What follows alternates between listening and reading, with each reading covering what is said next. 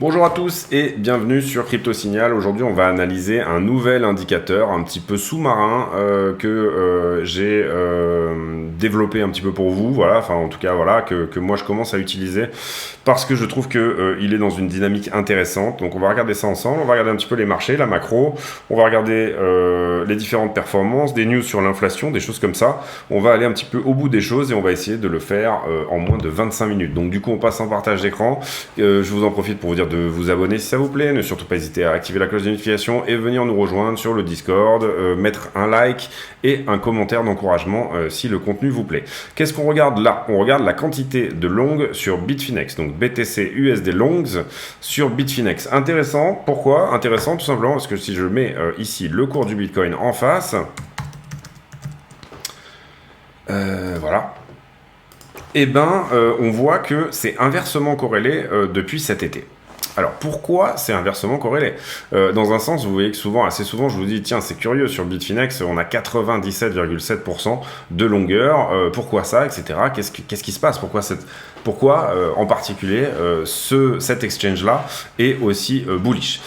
Alors vous voyez que ça va complètement à l'encontre du marché, c'est-à-dire que tout simplement, d'une certaine manière, ces longs sont quand même plutôt bien placés. Oui, c'est-à-dire qu'à un moment où tout le monde pourrait potentiellement... C'est pas vraiment ce que je veux dire. Disons que voilà, on va plutôt le placer comme ça.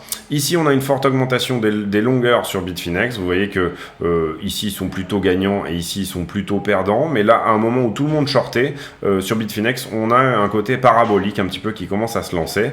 Et vous voyez qu'on arrête d'ouvrir des longs tout simplement au moment où ça monte. Ce qui normalement est la chose à faire. Et ici, à l'inverse, vous voyez qu'on est totalement inversement corrélé, c'est-à-dire que quand le prix descend ici, on ouvre du long à nouveau. Ici, le prix monte, ça ferme du long. Et ici, le prix se met à descendre et vous avez cette traîne de long qui commence à se faire. Et puis, notamment avec un point où ça part complètement en parabole. Ici, en gros, quand on était, je crois, autour des 40 000 $. Au-dessus des 40 000 $, c'est parti complètement en parabole. Comment je le vois? Moi, je le vois tout simplement. Peut-être que comme ça a été le cas là cet été, et avant il y a des petits indices que ça se passe déjà, c'est déjà inversement corrélé, mais là pour le coup c'est encore plus flagrant. Comment j'analyse ça? Je me dis que si ici on commence à se calmer sur Bitfinex au niveau des longues, et vous voyez que c'est le cas depuis une petite semaine, mais j'aimerais bien moi qu'on plonge carrément. Eh bien, potentiellement qu'on aura trouvé le dip ici en avance un petit peu sur Bitfinex. Alors, c'est pas forcément un indicateur magique au sens où on a l'impression qu'il réagit un petit peu inversement par rapport au prix, mais ça pourrait être un indicateur, je pense, d'insider, c'est-à-dire que peut-être qu'il y a des très gros traders ici qui savent des choses, qui sentent les choses un petit peu mieux que les autres et qui potentiellement ici sont à l'inverse du marché et vous voyez que c'est le cas. Ouvrir des longues là ici sur toute la descente, il y a quelque chose quand même de entre guillemets pas naturel là-dedans. C'est ce qu'on va voir, on regardera un petit peu si ça se passe comme ça, mais je trouve ça intéressant, cette corrélation inverse entre les longues sur Bitfinex et le marché, tout simplement. On passe ici sur des news un petit peu boursières pour moi en tout cas. Vous voyez que ça c'est un portefeuille qui serait réparti 60% en equities, c'est-à-dire en actions, et 40% en bonds, c'est-à-dire en bons du trésor, en valeur monétaire, on va dire, voilà, en tout ce qui est monétaire, en euros, ce qu'on appelle nous en euros en France. Et vous voyez que Patrick Saner nous dit que aujourd'hui un portefeuille 60-40, ce qui est normalement la norme, ce que les gens essayent de faire, vaudrait moins qu'avant la pandémie du Covid-19.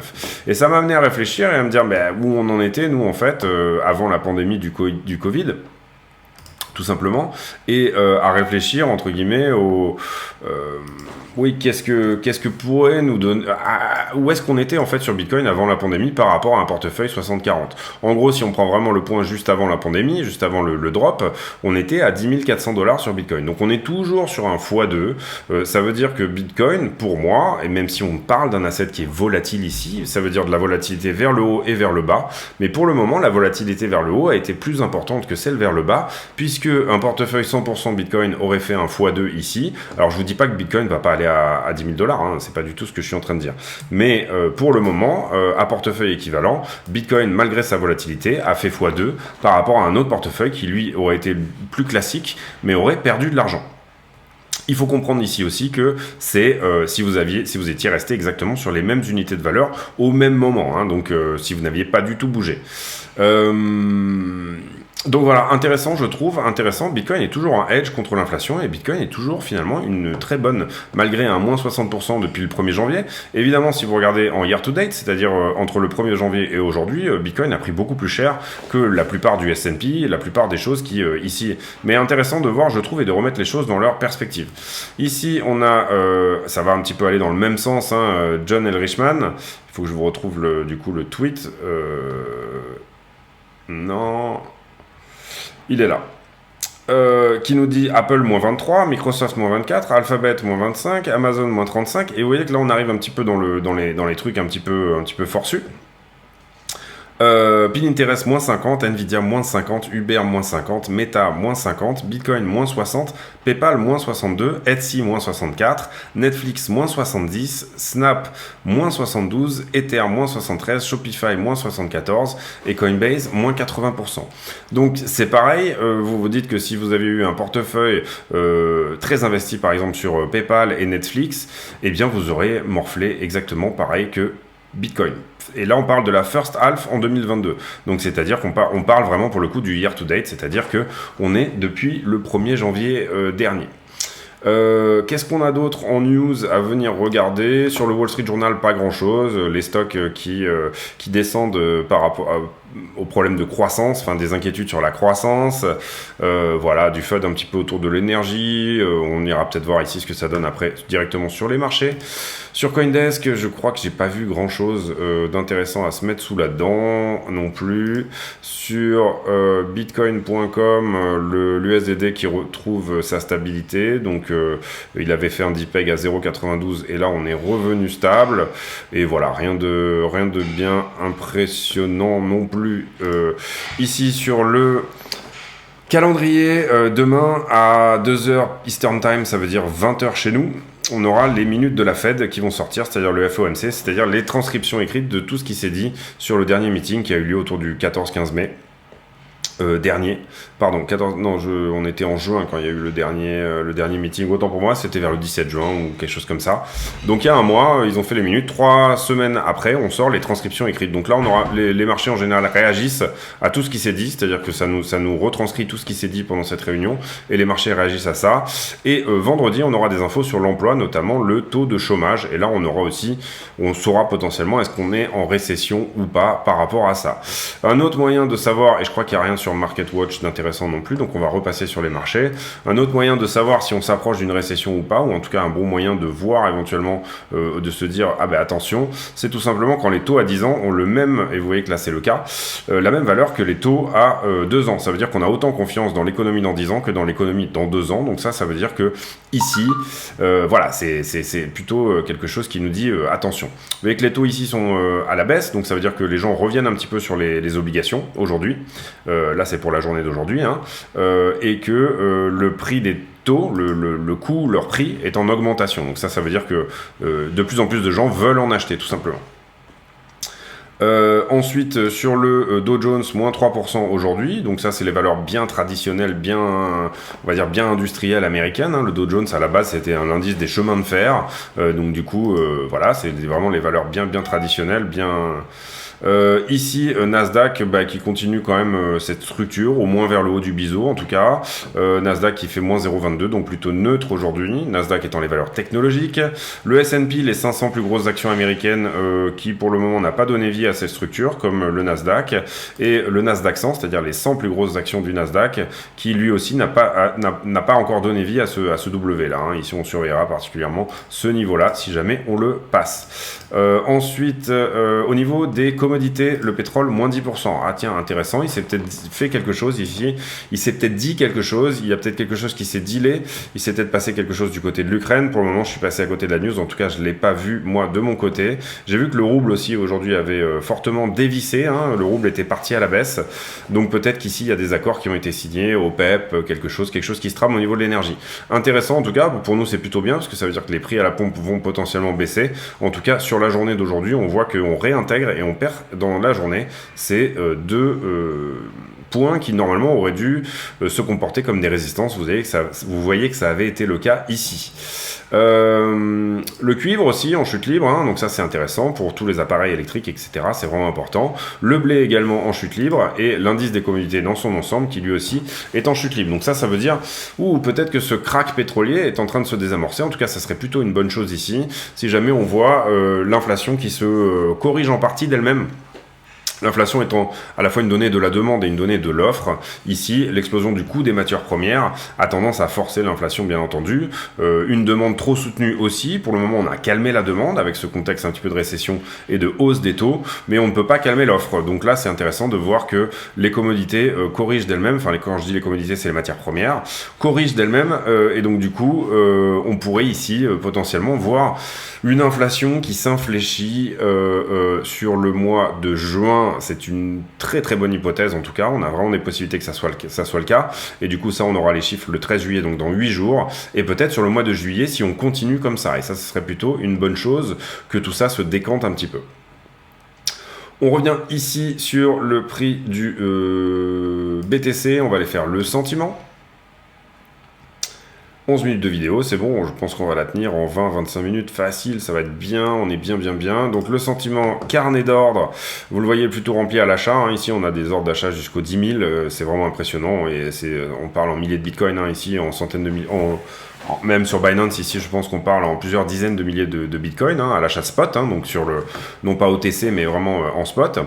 Deuxième chose ici, les options ici qui nous pointent du doigt plutôt les 20 000, donc une latéralisation jusqu'à vendredi.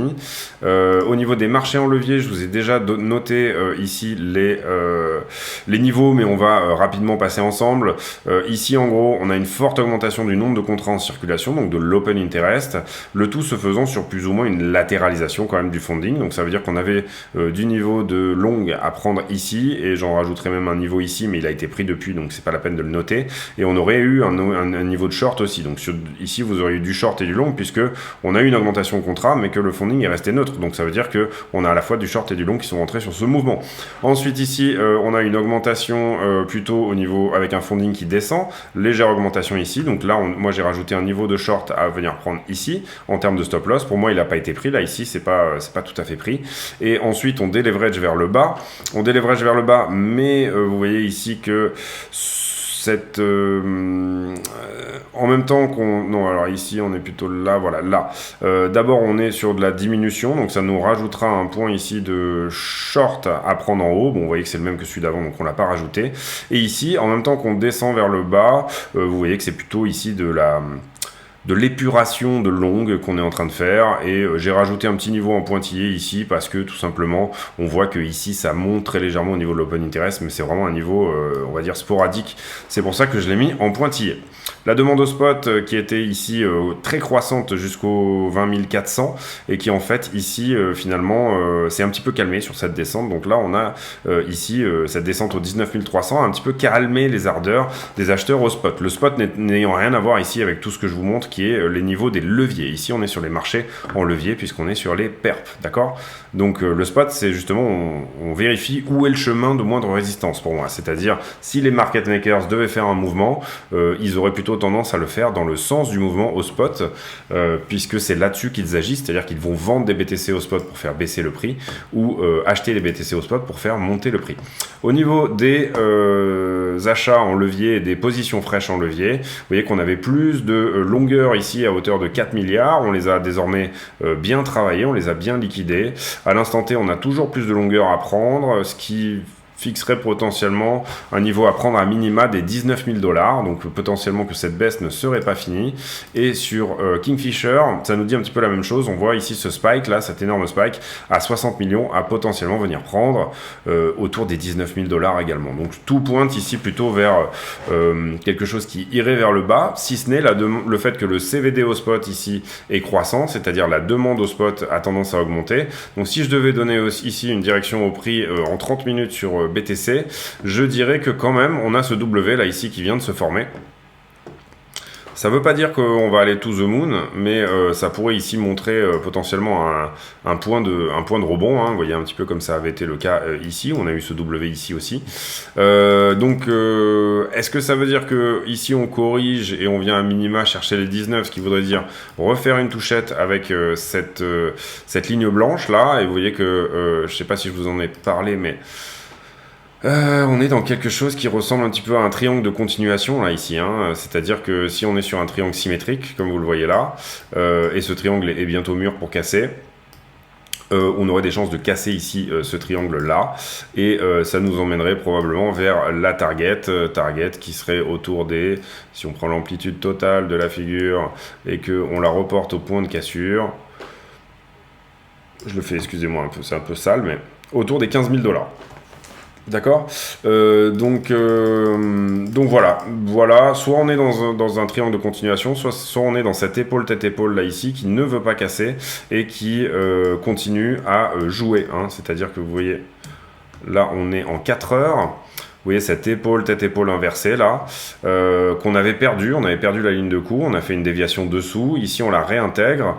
C'est pas très propre, mais bon, voilà. Je sais pas trop si on peut encore la jouer, étant donné qu'on est passé vraiment en dessous de l'épaule droite. On est quasiment allé jusqu'à la tête. Ça me paraît difficile encore. On va quand même garder la ligne de coup de cette épaule tête-épaule parce que c'est potentiellement quelque chose avec lequel le cours peut venir jouer. Si on devait aller aux 15 000, en tout cas, il le ferait en utilisant plus ou moins cette temporalité-là. Voilà, c'est ça que je voulais, c'est ce terme-là que je voulais trouver. En tout cas, il est tout à fait possible ici également, et normalement un triangle est mûr aux 2/3. Là, il n'est pas très bien tracé, mais je vais vous le remettre un petit peu mieux. Normalement, un triangle est mûr aux 2/3, donc il est tout à fait possible de calculer à peu près le point de maturité de ce triangle. On pense qu'il a commencé à partir de là. Pour le moment, on a fait 129 barres de 4 heures, et sur 190, 2/3, ça nous fait un 19 divisé par 3, ça nous amènerait à 6,3, je crois, donc ça fait x2, 126. Et ben vous voyez que ça serait pour aujourd'hui, hein. S'il y avait une cassure, en tout cas là le triangle serait déjà dans son point de maturité pour venir péter en bas. Est-ce que c'est ce qui va se passer ou pas? Sincèrement, pour le moment, j'ai beaucoup de mal à vous dire que c'est le cas, au sens où je vois quand même des niveaux. Je trouve ici, voilà, que ce point bas des 17 500 est quand même relativement bien racheté ici vers le haut. Donc on aura la réponse en fait à la touchette. C'est-à-dire que si on perd là, ce niveau-là, là potentiellement il y aura un joli short à ouvrir jusqu'au 15. À minima, prise de profit au 17 500, au point bas précédent, mais là il y aura peut-être quelque chose d'intéressant à faire en short. C'est pas une certitude, mais si on casse cette trend, en tout cas, il faut qu'elle soit cassée franchement, hein. C'est-à-dire que il faut qu'il y ait une belle cassure, donc vous ne prendrez ce mouvement que je dirais à partir des 18 600. Mais déjà là, ça fait déjà quand même un petit short à moins 3-4 000 $, intéressant à prendre, puisqu'on est sur du quasi moins 20%. Je pense qu'on a pas mal fait le tour sur Bitcoin. On va vite fait regarder la market cap totale. Market cap totale qui est ici. Oui, sur Bitcoin, on va quand même regarder vite fait le momentum. Donc là, on est en daily. On va se mettre en daily d'ailleurs, hop. Beaucoup de divergences haussières, hein, sur Bitcoin. Et d'ailleurs, c'est pour ça que j'aurais du mal, moi, à penser que ce triangle va casser vers le bas. C'est parce qu'on est au niveau du momentum vraiment sur des points où théoriquement les choses seraient censées s'infléchir. Alors en daily, c'est pas joli. En daily, en tout cas sur MACD, c'est pas extrêmement joli. Pourquoi? Parce que vous avez ces trois mouvements qui sont à peu près similaires descendants, et vous avez ce mouvement d'achat, si on repart pas fort ici, hein, si on le casse pas, vous avez ce mouvement d'achat qui est moins fort que le précédent. Je vais y arriver, voilà. Qui est moins fort que le... Non, je vais pas y arriver. Bon, bah du coup, voilà, je l'ai mis sur le RSI. Hop, on va la dégager, en remettre une autre, et là, on va y arriver cette fois-ci. Allez. Voilà. Vous avez ici une baisse et vous avez ici une baisse aussi. Donc des mouvements de vente de plus en plus forts et des mouvements d'achat de moins en moins forts. Mais beaucoup de divergences haussières sur le Market Cypher. J'ai fait un tuto sur le Market Cypher. N'hésitez pas à aller le voir. Et sur le Market Cypher, on a l'impression, je dis bien c'est l'impression en daily, que on est en train de faire quelque chose comme ça. C'est-à-dire quelque chose d'assez propre, comme on a souvent l'habitude de faire. C'est-à-dire une vague vendeuse qui est potentiellement en train de se calmer.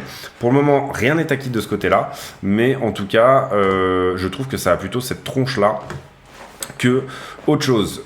Ensuite, on a aussi ce point d'achat en weekly sur le Cypher qui n'est pas encore validé. C'est-à-dire qu'il faudra attendre lundi pour être sûr que ce point-là soit validé.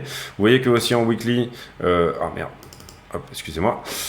En weekly, on est peut-être sur une inflexion de cette grosse vague ici, comme on avait là, de cette grosse vague de vente.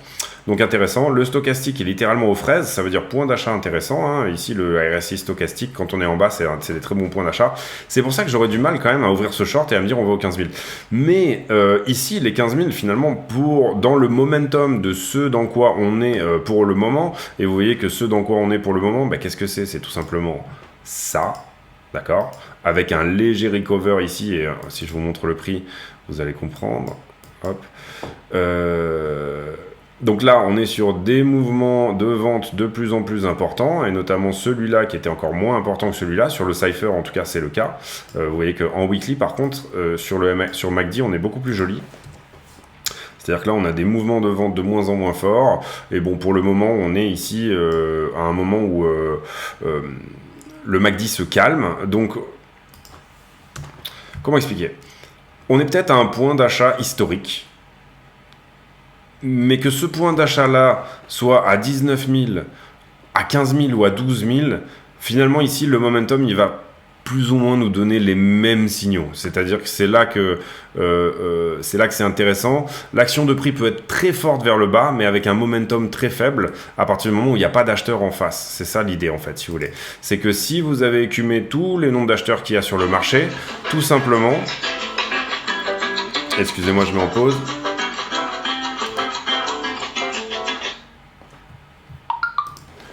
Autant pour moi.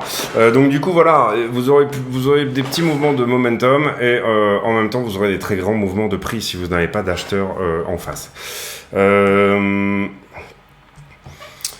le prix est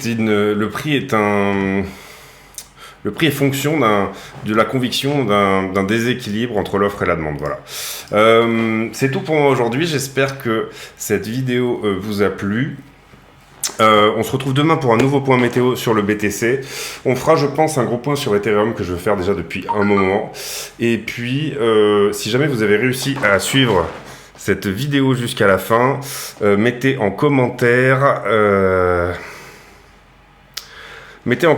est-ce que vous avez eu une mobilette dans votre jeunesse? Voilà, ça sera ça la question du jour. Mobilette, scooter, Vespa, Piaggio